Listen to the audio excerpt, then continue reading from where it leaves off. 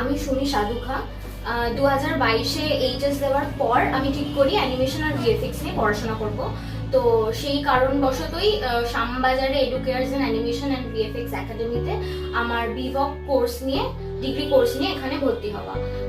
এখানে ভর্তি হওয়ার পরই গ্রাফিক্সের জন্য ফটোশপ, মোশন গ্রাফিক্সের জন্য আফটার এফেক্টস, মায়া, নিউক, ভিএফএক্স এর জন্য নিউক, এগুলো আমরা শিখি এবং তারপর আমাদের একটা প্রজেক্ট অ্যাসাইন করা হয়। সেই প্রজেক্টের স্পেশালিটিটা এটাই যে আমরা রিয়েল লাইফ শুট করে, অর্থাৎ গ্রিন স্ক্রিন শুটের পর তার সাথে সিজি কোল্যাপস করে একটা প্রজেক্ট তৈরি করি, যার নাম দ্য ডার্কেস্ট O2।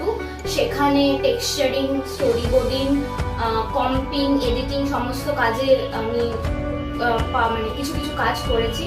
তো ওভারঅল প্রজেক্টের এক্সপিরিয়েন্স মোরালেস খুবই ভালো। এখান থেকে